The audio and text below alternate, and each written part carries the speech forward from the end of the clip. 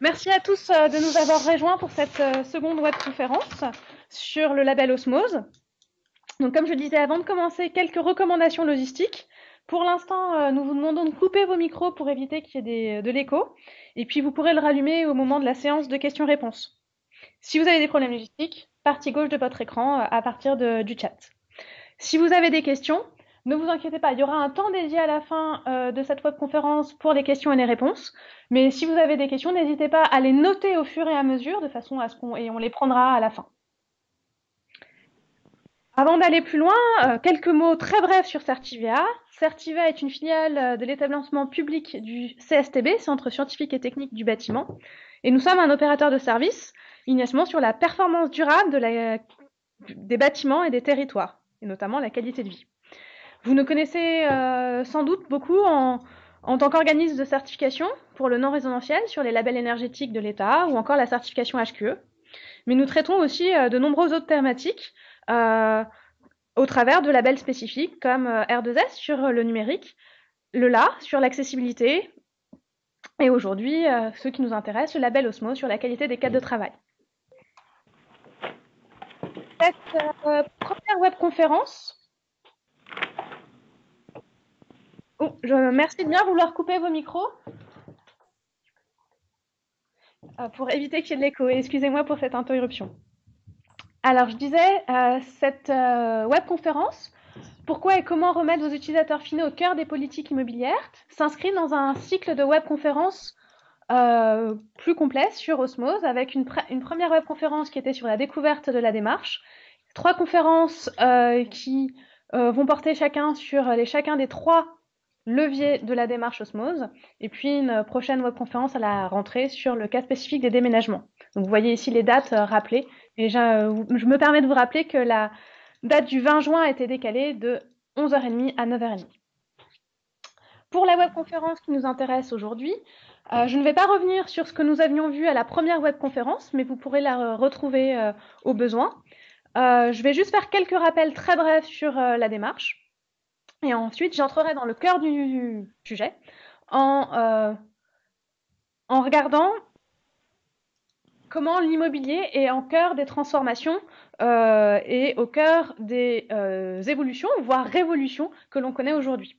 Ensuite, je viendrai spécifiquement pour le levier bâti, vous montrer les principaux points d'une démarche d'amélioration des cadres de travail à partir excusez-moi, du levier bâti et du bâtiment, qu'on soit en conception ou en exploitation.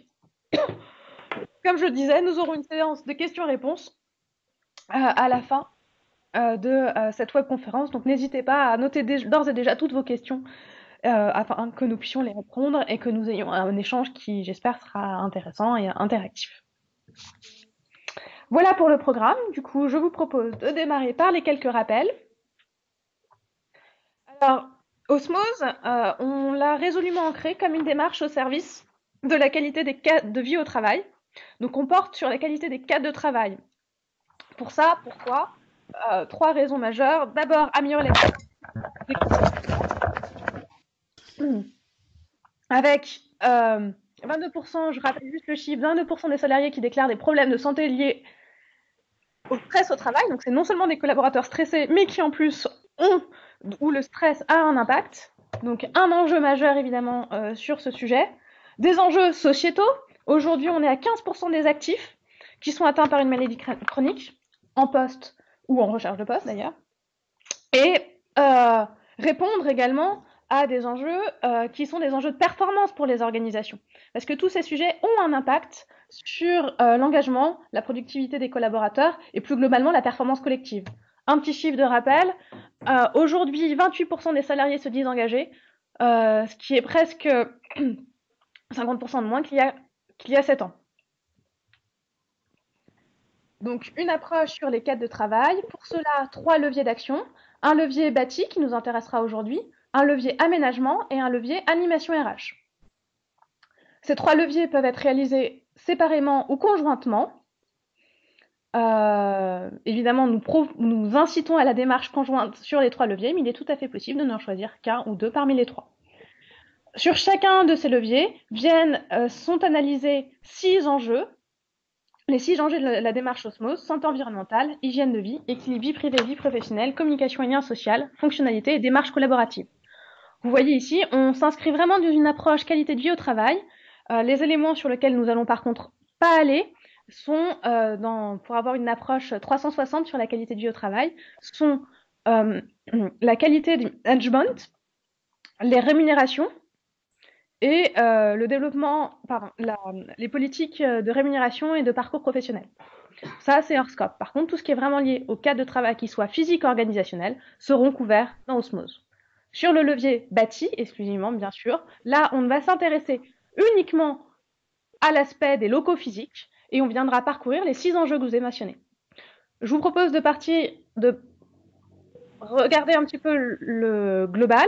Donc, on a une approche à la fois transversale sur les 3 leviers qui s'articule à l'organisation du travail, vraiment avec cette approche avec la finalité centrée sur la qualité du travail, contextualisée à tout type de projet en fonction de ses spécificités, et qui valorise très fortement la coélaboration, la façon dont on mène le projet compte tout autant que ce qu'on fait, et l'amélioration continue.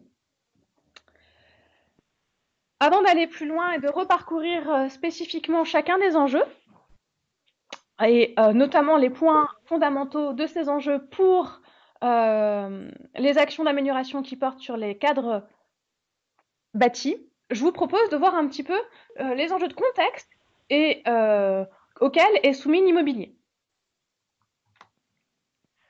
Alors, il vous aura sans doute pas échappé, si vous regardez un petit peu les diverses publications de conseils, recherches en immobilier, voire des agences de notation, qu'aujourd'hui, tout ce qui est expérience utilisateur, voire même la qualité de vie au travail, s'invite dans l'immobilier.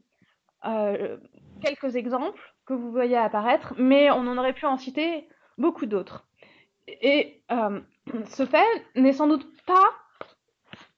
n'est pas anecdotique. Il s'inscrit dans une tendance plus profonde pour lequel je vous propose ici une lecture, mais bien sûr, elle n'est pas exhaustive et vous allez pouvoir trouver énormément d'autres publications qui viendront vous conforter, j'espère, dans ce constat partagé de l'importance pour l'immobilier de mieux prendre en compte l'expérience utilisateur, leur bien-être et même leur qualité de vie au travail. Alors, le premier constat qu'on peut vous faire sur les enjeux, c'est le défi de la révolution numérique. La révolution numérique dans laquelle nous sommes aujourd'hui, ou transition si on veut utiliser d'autres mots, a aujourd'hui un impact très important sur à la fois nos manières de travailler, notre manière de vivre, et également les opportunités technologiques qu'elle offre pour ces éléments. Sur la manière de travailler,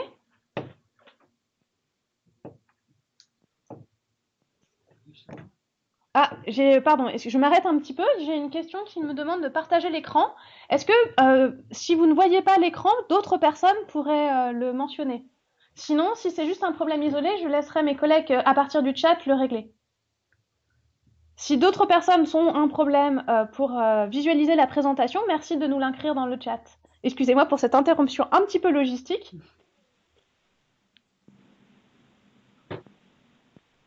A priori...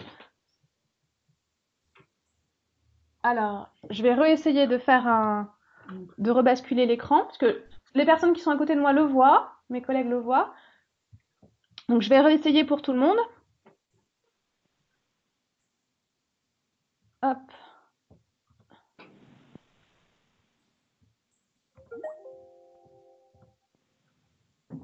Est-ce que là, cette fois-ci, vous pouvez nous voir à nouveau?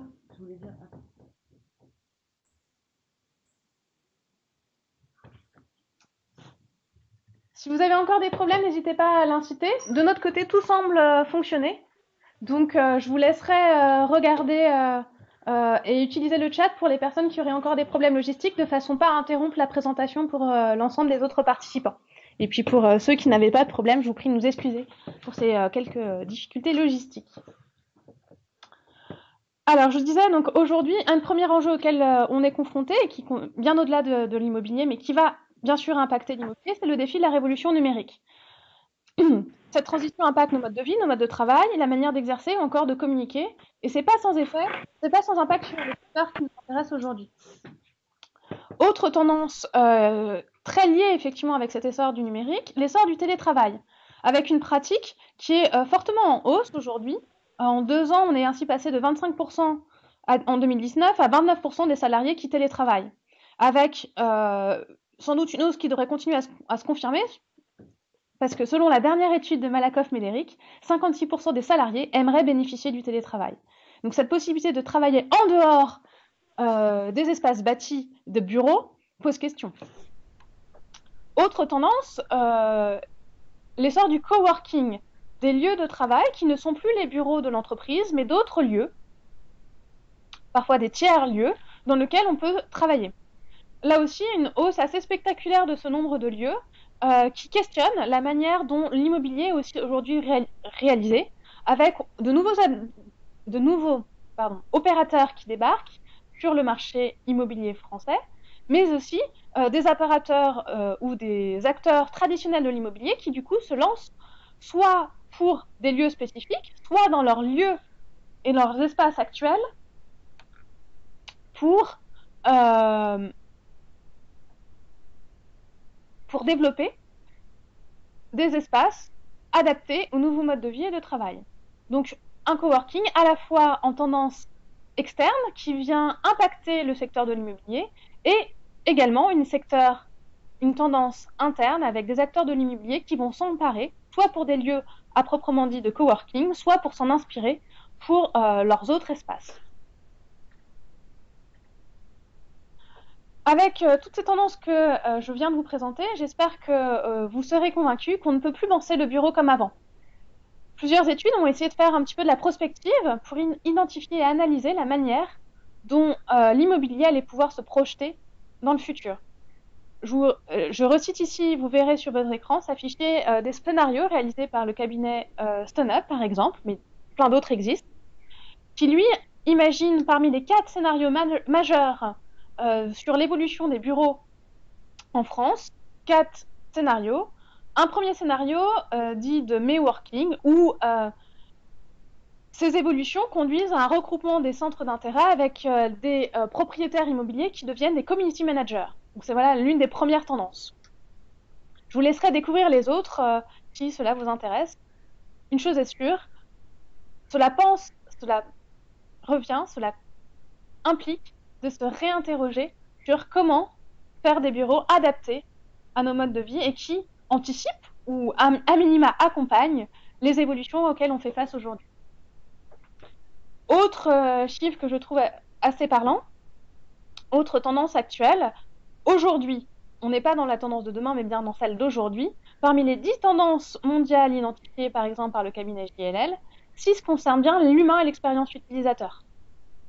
On n'est pas uniquement dans le demain et le futur, on est aussi dans l'aujourd'hui, dans le concret, dans tous les projets qui se montent actuellement, où ces sujets-là sont aujourd'hui d'ores et déjà au cœur des nouveaux projets.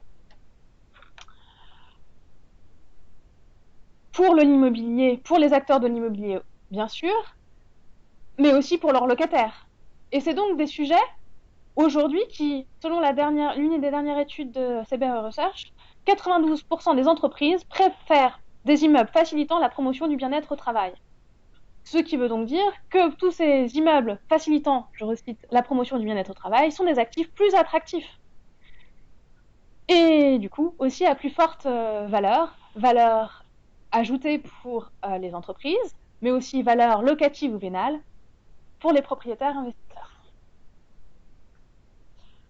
Voilà en synthèse un premier tour assez rapide du contexte et des enjeux. Je vous propose maintenant d'entrer un peu plus dans le dur et de regarder sur les différents enjeux. Qu'est-ce que concrètement l'espace bâti, le cadre bâti, peut apporter à des démarches de bien-être, de confort, de santé et de qualité de vie au travail. Alors, un premier rappel, qu'est-ce qu'on appelle le levier bâti?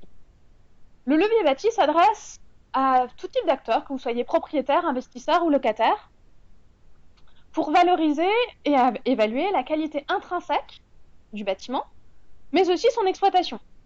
On parle ici du cadre bâti, l'enveloppe, et des principaux équipements techniques. Elle peut s'appliquer à un bâtiment en entier ou simplement à un plateau. Un bâtiment de bureau standard ou encore un centre d'affaires ou un espace de coworking. Sur ce levier bâti, les 6 enjeux de la démarche Osmose viennent être analysés. Santé environnementale, hygiène de vie, équilibre vie privée, vie professionnelle, communication et lien social et fonctionnalité. Pour rappel, ces 5 premiers enjeux sont des enjeux thématiques où l'on va creuser les différents sujets. Et puis on a un dernier enjeu, l'enjeu démarche collaborative, qui lui est un enjeu transverse sur la manière dont le projet a été mené.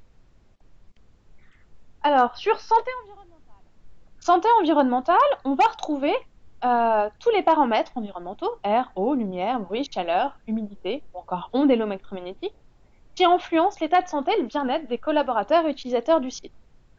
Vous l'avez compris, c'est un enjeu absolument fondamental pour une démarche d'amélioration des cas de travail sur le levier bâti. Quelques éléments. Aujourd'hui, ça fait partie des sujets qui ont été traités de façon déjà bien avancée dans la plupart des certifications environnementales. Pourtant, si on regarde les derniers chiffres, quand on demande aux collaborateurs comment ils évaluent l'espace dans lequel ils travaillent sur notamment l'acoustique ou le confort physique, la température, la lumière, on voit des résultats qui sont encore loin d'être complètement satisfaisants, avec près de la moitié des acteurs qui se déclarent plutôt insatisfaits, voire très insatisfaits, et des différences qui sont assez notables selon le type d'espace. Donc, encore des progrès à faire. Évidemment, du coup, l'une des premières propositions est donc de mesurer et de diagnostiquer pour savoir comment bien agir. Vous trouverez donc une palette de mesures qui vont pouvoir être utilisées selon vos différents contextes. Les palettes de mesures qui sont proposées vont du calcul simplifié à la mesure détaillée in situ. Par exemple, pour le thème confort visuel, l'une des premières mesures qu'on peut vous proposer, c'est déjà d'analyser la distance aux façades, et notamment aux façades vitrées, de vos espaces de travail. Premier calcul, possible, simple à réaliser. D'autres calculs sont proposés, comme l'analyse des FLJ, facteurs en lumière jour, qui peut être mesuré ou simulé, et l'analyse des ALJ, autonomie lumineuse. Autre point, on a cherché à analyser et à vous proposer des critères au plus proche de l'approche physiologique.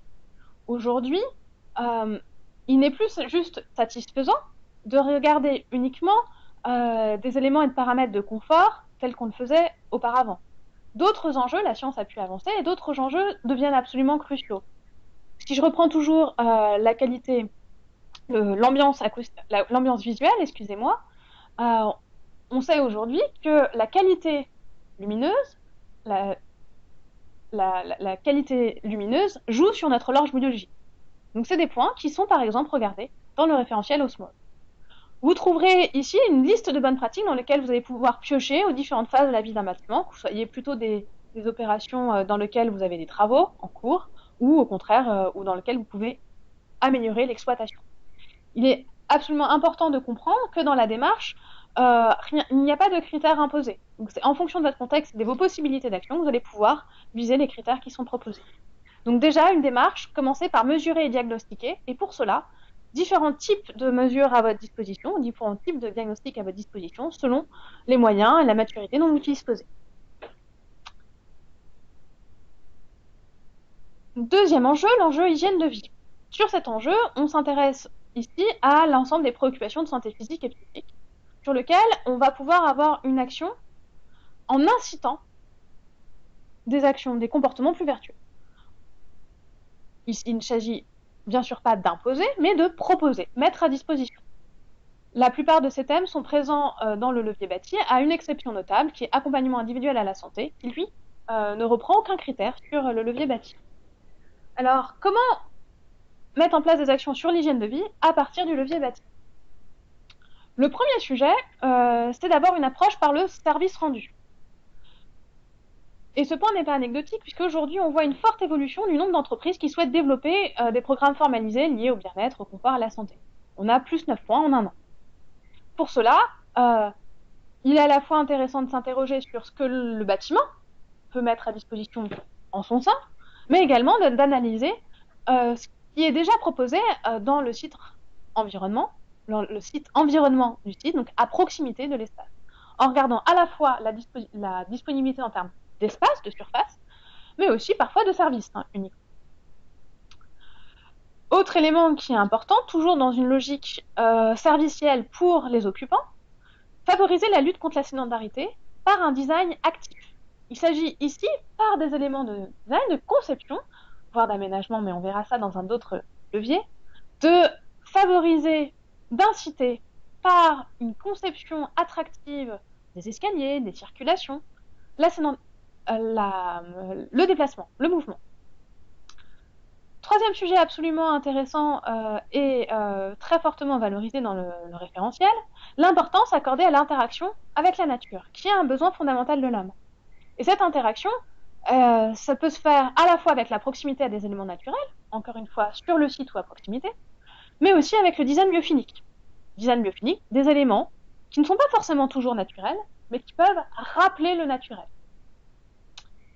Et puis un point à ne pas oublier, qui peut être très intéressant, la possibilité non pas de faire de ces lieux et de ces éléments naturels des endroits sur lesquels on vient pour se ressourcer, mais aussi des endroits où l'on vient directement pour travailler.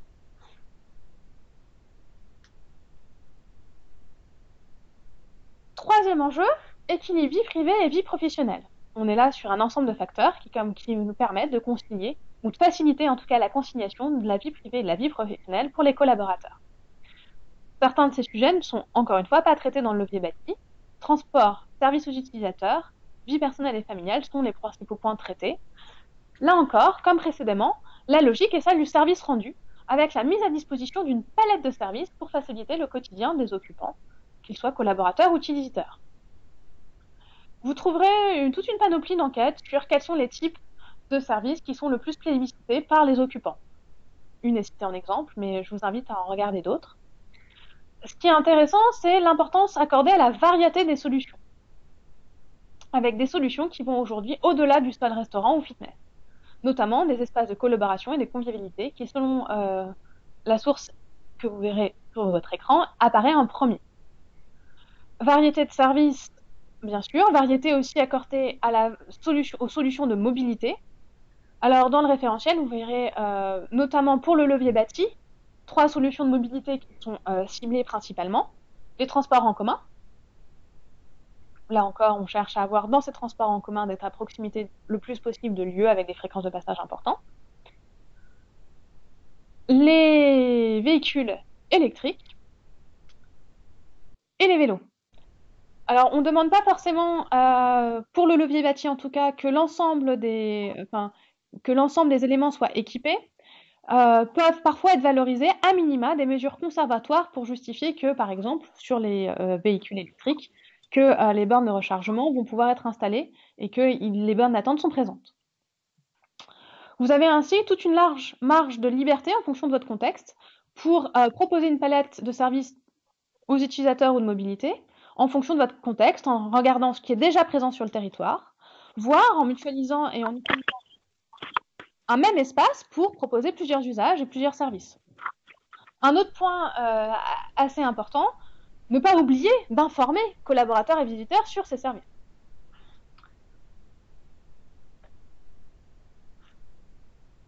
Autre enjeu, fonctionnalité. Fonctionnalité, on est ici sur les éléments permettant aux collaborateurs et utilisateurs d'effectuer leur activité.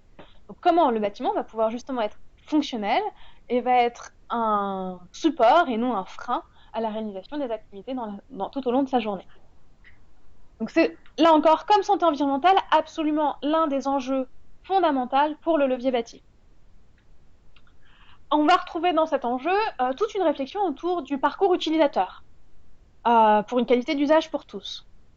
Et ce qui est promu, c'est de la possibilité, enfin en tout cas la réflexion, où on cherche à se mettre à la place des collaborateurs et des visiteurs, pour réfléchir sur leur parcours. Leur parcours, évidemment, ça commence par entrer dans le bâtiment, se repérer à l'intérieur de celui-ci, identifier les points d'intérêt, mais aussi protéger les déplacements, par des déplacements, notamment des escaliers qui préviennent les chutes, ou des obstacles qui sont facilement identifiables, accéder aux différentes salles, etc. Vous verrez à la fois une dimension donc, de parcours utilisateur et visiteur, avec notamment par exemple le fait de mettre à proximité de manière bien signalée des espaces pour les visiteurs le plus proche des entrées, par exemple, mais aussi une approche, cette fois-ci inclusive, pour avoir des solutions adaptées à tous, quels que soient les besoins spécifiques. Donc, par qualité d'usage pour tous, notamment dans une logique de qualité d'usage visiteur, de cheminement, de réflexion sur l'expérience visiteur et utilisateur dans le bâtiment. Deuxième sujet, essayer de promouvoir une prise en main immédiate du bâtiment, de ses équipements et des installations. Avec, premier sujet, la possibilité de maîtriser son environnement. Et pour cela, il est absolument important que le bâtiment présente un socle d'infrastructures numériques de qualité. Si on voit juste une autre source qui peut peut-être vous interroger, si on regarde les investissements dans les technologies numériques, on voit une forte importance des applications mobiles dédiées à l'expérience salariée et des objets, puis des objets connectés et enfin des solutions intégrées de gestion des espaces ou des données. Sur ces éléments, ce qu'il faut bien se rendre compte, c'est qu'on est aujourd'hui dans une démultiplication des types d'utilisation des plateformes numériques, des outils numériques et des informations qu'elles permettent de remonter. Assez vite, il est possible de s'y perdre. Et donc, une des utilisations simples et intuitives qui est promue dans la démarche, c'est notamment le recours à une plateforme centralisée sur tous ces éléments. Autre élément en lien avec la maîtrise de son environnement, c'est une gestion des demandes d'intervention lorsqu'on a un problème qui soit efficace et qui ne remette pas en cause, qui n'interrompt pas le travail au quotidien des collaborateurs. Et puis, dernier point, un bâti évolutif. On le disait, on est dans un contexte qui bouge. Les solutions utilisées aujourd'hui seront peut-être pas adaptées à demain. Et donc, pour prévenir cette obsolescence fonctionnelle, un important effort est en tout cas mis en lumière par tout ce qui est l'adaptation du bâti, que ça soit à travers d'un travail sur sa trame structurelle, donc la sécabilité en fonction des dessertes verticales, horizontales, des sanitaires également, mais aussi la modularité technique. La modularité technique en fonction, par exemple, des lieux de passage des différents systèmes de distribution, mais également par leur dimensionnement. Enfin, et équilibrabilité, adaptabilité dit aujourd'hui possibilité de mutualiser les espaces. Donc toute cette réflexion sur la mutualisation va aussi être fortement mise en valeur et prouvé. In fine, l'objectif, avoir des bâtiments, je recite une expression, à économie positive, des bâtiments qui soient non pas seulement des sources de frais, mais également sur lesquels on puisse avoir des retours sur investissement par sous-location, par la mise à disposition d'espaces pour d'autres locataires. Tout ça fait partie de ce sujet sur l'évolutivité, l'adaptabilité des bâtiments, qui apparaît aujourd'hui comme un critère absolument clé, à la fois pour les acteurs de l'immobilier eux-mêmes, mais aussi pour leurs locataires. Autre sujet, communication et lien social. On est aussi ici sur des enjeux qui peuvent paraître très éloignés du secteur de l'immobilier. Mais pas tant que ça, en fait, si on y regarde de plus près. Faciliter les échanges, favoriser la circulation des informations, améliorer la cohésion d'équipe ou l'inclusion, faciliter la créativité. Le mobilier aussi peut avoir un rôle à jouer sur ces différents sujets. Comment ? Aujourd'hui, l'immeuble, le bâti, l'espace, véhicule une culture, véhicule une image. Et on peut agir sur ce bâtiment pour changer ou amender une culture d'entreprise ou créer une identité forte. Les trames architecturales façonnent aussi les échanges en créant des espaces dans lesquels les acteurs vont pouvoir, ou collaborateurs ou visiteurs vont pouvoir plus se rencontrer, en créant des plateaux sur lesquels il sera plus facile d'échanger entre les équipes, et faire de la transversalité. Le bâti peut avoir un impact sur ce thème communication et lien social.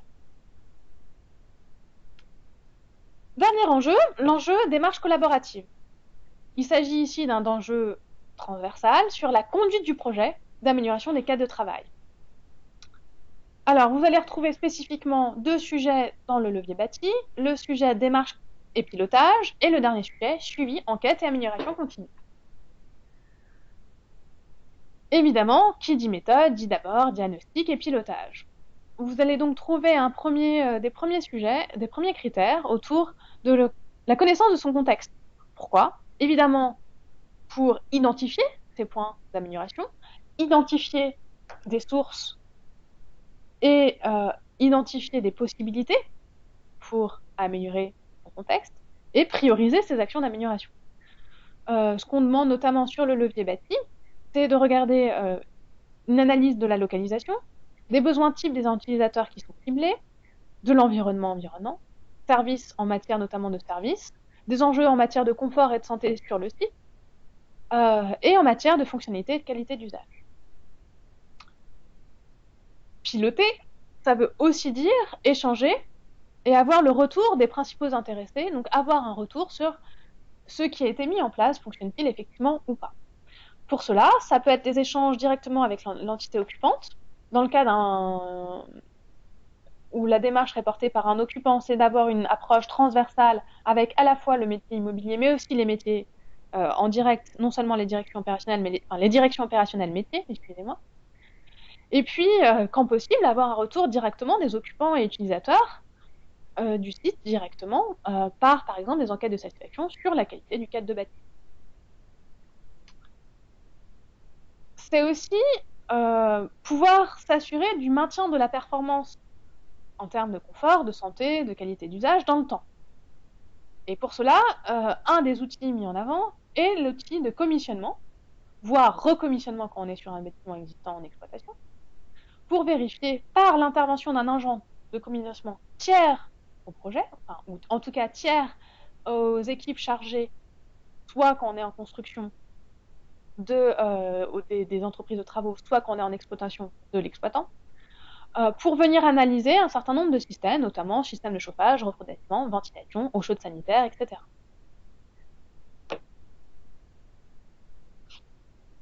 Vous avez eu ainsi un tour assez rapide. On a essayé dans ce premier tour de vous brosser quelques éléments un peu clés avec quelques-uns de leurs enjeux sur les différents sujets de la démarche d'amélioration des cadres de travail à partir du levier bâti.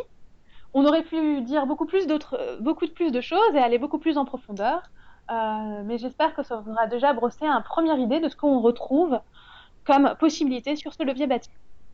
Je vous propose maintenant de regarder plus concrètement en termes de labellisation et de passerelle, quelles sont les possibilités offertes. Alors, en rappel, la démarche Osmose, c'est différents niveaux de service. Osmose Mon Profil, le niveau de sensibilisation, une évaluation à partir du référentiel, des formations qui sont en train de se mettre en place, et le label. Avec le label, vient accompagner pour des acteurs qui sont en conception et qui souhaitent accompagner une attestation Ready to Osmose.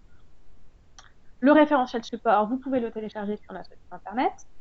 Vous y retrouverez pour chacune des exigences un certain nombre de guides, d'informations et des ressources bibliographiques qui vont pouvoir vous inspirer, on espère. Pour être labellisé, cette fois-ci, il faudra venir faire son évaluation sur le référentiel et venir atteindre d'un niveau minimal. Pour le levier bâti, comme pour les 3 autres leviers, il s'agit d'avoir au minimum 30% sur chacun des enjeux, santé environnementale, hygiène de vie, etc., et 50% en moyenne sur l'ensemble du référentiel pour le levier bâti. Comme je l'ai dit tout à l'heure, il n'y a pas d'exigence obligatoire. Vous visez les exigences qui le semblent le plus adaptées à votre contexte, dans la mesure où aucun des enjeux n'est négligé. La labellisation se fait ensuite en tierce partie par l'intervention d'un auditeur externe au projet missionné par CERT-QVA, avec une durée d'engagement qui peut dépendre. Soit vous souhaitez juste valider, valoriser, vous évaluer à un instant donné, donc vous engagez sur un an, vous attestez un niveau atteint, vous avez juste un audit, et vous avez donné une attestation qui est médisémée à la date de l'audit, enfin plutôt à la date d'obtention du certificat. Soit, deuxième possibilité, vous engagez dans un cycle de 3 ans, vraiment pour mettre en avant et vous lancer dans une démarche d'amélioration continue. Vous avez donc 2 audits, un audit d'admission pour faire votre état des lieux, dans lequel on vient analyser ce qui est effectivement mis en place et le plan d'action de ce que vous avez prévu de faire pour les 3 prochaines années. Et puis, avant la fin des 3 ans, normalement entre 12 et 24 mois, un audit dit de suivi où on vient évaluer effectivement la mise en place effective du plan d'action. Le label Osmose s'articule dans un écosystème de labels déjà existants. avant le label, vous avez la possibilité déjà de valoriser des performances atteintes sur les thèmes de confort et santé sur des opérations déjà certifiées HQE avec la préattestation Ready to Osmose. Pour l'obtention du label Osmose, vous avez là aussi la possibilité d'utiliser des éléments que vous avez pu faire sur d'autres certifications en utilisant des passerelles et des correspondances avec des certifications HQE, le label et les labels délivrés par Certivea. Alors plus en détail, les passerelles et certifications avec le label Certivea pour faciliter l'obtention du label Osmose vont porter sur les thèmes qui sont communs. Donc HQE bâtiment durable, vous allez retrouver notamment tous les thèmes de l'enjeu santé environnementale. Label RD2S, vous allez retrouver le thème qualité digitale. Et label accessibilité, les thèmes de qualité d'accès et qualité d'usage et de sécurité et sûreté. Dans ce cas-là, vous avez des passerelles directement intégrées dans le référentiel qui viennent vous demander si vous souhaitez ou non reprendre la note obtenue pour la certification ou le label concerné. Et dans ce cas-là, tous les exigeants qui portaient sur les sujets similaires sont de facto substitués par l'atteinte de la certification ou du label et le niveau effectivement atteint. Pour les autres certifications et labels, notamment les certifications et millésime 2015, les passerelles ne sont pas directes. Là, ce qu'on vous a permis, c'est qu'on vous a réfléchi par un tableau de correspondance les critères qui étaient des critères partiellement communs et qui vous permettraient de reprendre les modes de preuve que vous avez utilisés dans les certifications HQE de millésime 2015 ou HQE exploitation d'ailleurs, pour valoriser et atteindre les exigences du label Osmose. Donc ces passerelles indirectes vers d'autres référentiels, donc la possibilité de reprendre les modes de preuve utilisés, vous les retrouvez dans le référentiel PDF à la fin du document. Un petit point en particulier, parce qu'on a souvent des questions, le cas des bâtiments livrés en blanc. Il est tout à fait possible de mener des démarches d'amélioration des cas de travail sur des bâtiments livrés en blanc, donc par un travail au moment de la conception du bâtiment. Sachez cependant que même si vous pouvez vous engager dans la démarche dès le lancement du projet, vous ne serez officiellement labellisé qu'à réception du bâtiment, puisqu'un certain nombre d'éléments portent sur de la mesure in situ, et donc on considère qu'une analyse sur site, donc un audit sur site est absolument indispensable. Donc, possibilité de s'engager dès le démarrage, mais attestation officielle finale que après réception. Dans ce cas des bâtiments livrés en blanc, la logique qui prévaut est celle du service rendu aux occupants. Vous ne pouvez valoriser et atteindre les critères que de ceux qui sont effectivement mis en place donc dans le cadre de votre projet. Et sauf mention explicite dans le guide, et je pense qu'il n'y a pratiquement aucune exception de mémoire, les cahiers des charges preneurs ne sont pas suffisants pour atteindre l'exigence. Donc, le label est tout à fait atteignable dans le cas de bâtiment livré en blanc. Par contre, vous êtes soumis aux mêmes règles que les autres, et donc seul peut être valorisé ce qui est effectivement mis en place. Vous avez vu peut-être tout à l'heure dans le tableau qui récapitule les différents services, à côté du label Osmose, la préattestation Ready to Osmose. Qu'est-ce que c'est? Donc, il s'agit d'une préattestation, donc un affichage, pour des opérations déjà certifiées, afin de reconnaître, de mieux valoriser la performance que vous avez atteinte sur des cibles de confort, santé et bien-être. On va ainsi valoriser des exigences qui sont communes, puisque dans la certification HQE, vous avez de nombreux critères sur tout ce qui est ambiance acoustique, ambiance visuelle, ondes électromagnétiques, services, mobilité. Et donc, il s'agit de valoriser tous ces efforts qui ont été faits et qui vont pouvoir, bien sûr, être mis au service d'une démarche plus globale d'amélioration des cas de travail. Donc, il faut que l'opération de bureau ait déjà été certifiée sur au moins une phase, et à partir de juste l'atteinte de niveau, donc par exemple pour HQE bâtiment durable, c'est les niveaux C sur les différents enjeux qui sont communs, vous allez pouvoir atteindre la préattestation, qui est donc obtenable sans audit supplémentaire, l'audit HQE suffira, sur simple demande.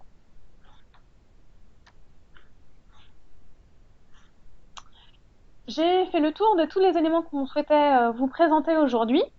Je vous propose maintenant de passer à une série de questions et de réponses, ou de nous livrer vos commentaires. Vous avez pour cela soit la possibilité de couper, ou plutôt d'ouvrir vos micros pour les faire directement à l'oral, soit j'aurai la possibilité de les prendre directement à partir du chat. Donc n'hésitez pas à mettre vos questions par chat ou à l'oral.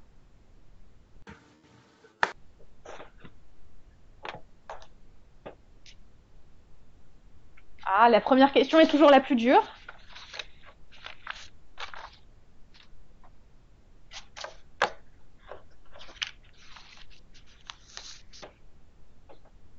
Mais je vois que certaines personnes sont en train d'écrire, donc je vous enverrai.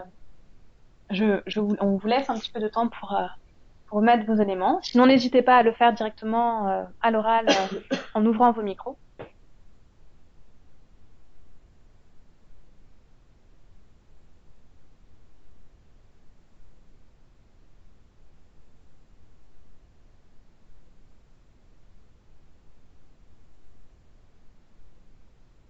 Alors, moi, j'ai une question à votre... première question. Dans l'enjeu fonctionnalité, gestion des demandes d'intervention, pourriez-vous clarifier ce point? Cela implique nécessairement une gestion en live via un report des demandes d'intervention ou via un service de hotline. Alors, effectivement, dans le référentiel, dans l'enjeu fonctionnalité, donc vous avez un thème qui s'appelle maîtrise de l'environnement. Dans ce thème maîtrise de l'environnement, on demande que toutes les demandes des occupants, qu'elles portent sur des installations techniques défectueuses ou des conditions de confort qui ne seraient pas satisfaisantes, puissent être remontées. Et il est effectivement demandé que cette remontée puisse être faite de manière la plus dynamique, efficace possible. Alors, différentes solutions sont possibles. On n'impose pas une solution technique plutôt qu'une autre. Par contre, effectivement, c'était plutôt la caractérisation de cette solution, donc le fait qu'elle permet de reprendre facilement, d'enregistrer les demandes notamment, et de pouvoir y avoir un retour sur les demandes qui ont été effectuées. Savoir, par exemple, que sa demande a été prise en compte. Donc vous trouverez 3 sous-critères à l'intérieur de cette gestion des demandes d'intervention qui viendra justement caractériser. Après, comme dans tout le reste du référentiel, nous n'avons pas choisi de privilégier une solution technologique plutôt qu'une autre à partir du moment où les différentes caractéristiques spécifiées sont atteintes. J'espère que ça répondra à votre question.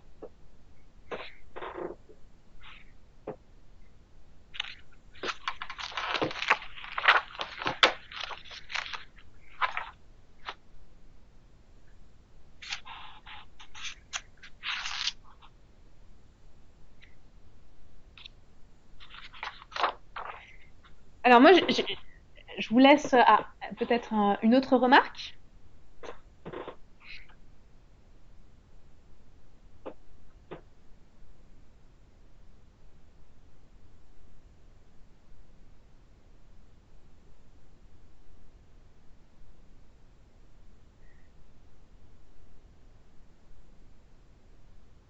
Alors, pendant que d'autres personnes écrivent, je vais juste vous signaler la mise en place des éléments que vous allez pouvoir retrouver. Vous allez retrouver sur notre site internet osmos.certivea.fr différentes ressources, notamment des ressources sur les études scientifiques et des bénéfices qu'on avait pu utiliser pour la mise en place du référentiel. Donc, vous pouvez télécharger, par exemple, un document qui s'appelle Cas de travail, levier de performance et bien-être, si cela vous intéresse. Et puis, vous allez pouvoir également retrouver, pour si ça vous intéresse, des éléments d'argumentaire. Alors, je vois une deuxième question s'afficher, donc je vous la lis à tous pour la partager. Concernant les passerelles, sont-elles obligatoires en simulant plus de points disponibles lorsqu'on ne valorise pas les certifications en label engagées sur le projet?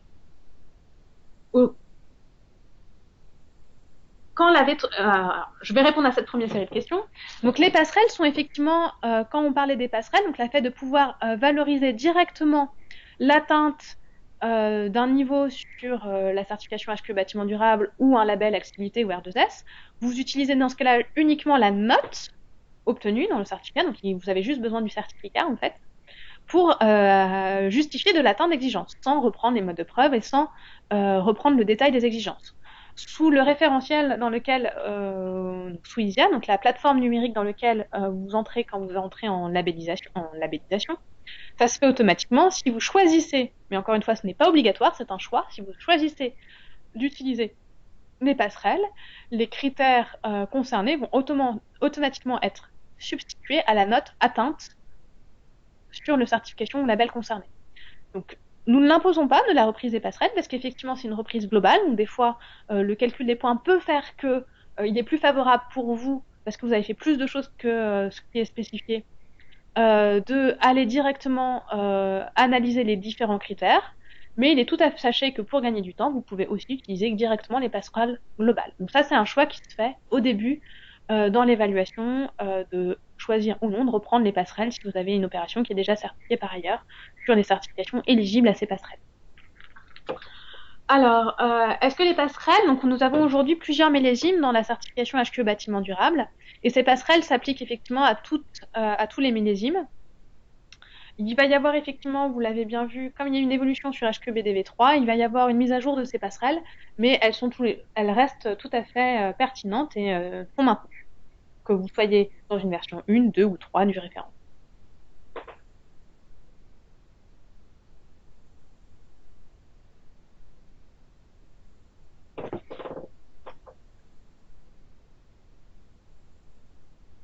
Je vous laisse écrire vos autres questions, n'hésitez pas ou ouvrez vos micros.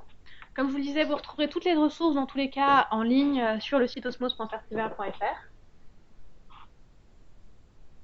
Alors, pour la valorisation des passerelles pour la V3, vous me posez la question de la date. En fait, vous pouvez d'ores et déjà le faire, hein, honnêtement. En fait, si vous répondez aux critères, c'est déjà possible. Ce qu'on voulait faire, c'est quand on va mettre à jour le référentiel, on va mieux mettre en évidence que ça marche pour la passerelle sur la V3. Mais aujourd'hui, c'est déjà possible.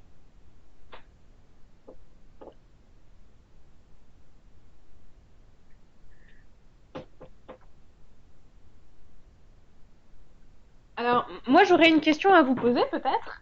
Peut-être, vous pouvez y répondre là ou n'hésitez pas à nous envoyer. Vous allez avoir nos informations par mail et vous allez avoir le support de la webconférence qui vous seront envoyés.